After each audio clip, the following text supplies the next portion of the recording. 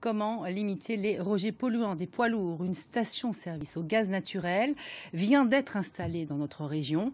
D'ici fin 2018, 5 sites de distribution devraient être installés en plus dans le département des Bouches-du-Rhône. Le détail avec Jean-Louis Boudard et Sylvie Garat. Dans la zone portuaire de Fos-sur-Mer, des norias de camions rejettent quotidiennement dans l'atmosphère des tonnes de produits polluants. Il existe pourtant une alternative au gazole, comme par exemple le GNV, le gaz naturel pour véhicules. Nous sommes ici dans la toute première station-service de la région PACA qui distribue du GNV. Ce carburant est un carburant alternatif au gasoil qui permet de réduire les rejets de CO2, mais aussi les rejets de NOx et de particules fines qui sont très nocifs pour la santé, notamment en milieu urbain. Moins polluant que le gazole, le GNV est environ 30% moins cher. Seul inconvénient, le remplissage du réservoir des camions qui roulent au gaz.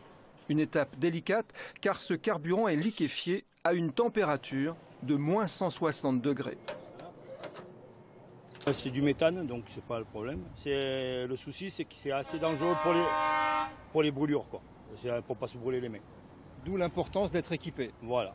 C'est juste le fait, la transaction de mettre de la pompe au réservoir qui est assez dangereux.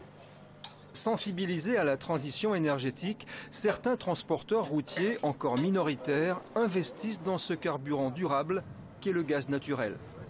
Le gasoil restera, le gaz naturel est là, a des vertus. Ce véhicule-là est audité, mesure en réel ses rejets dans le cadre du projet Équilibre. Donc objectivement, on peut certifier que ce véhicule en exploitation pollue moins que les autres et a un impact environnemental.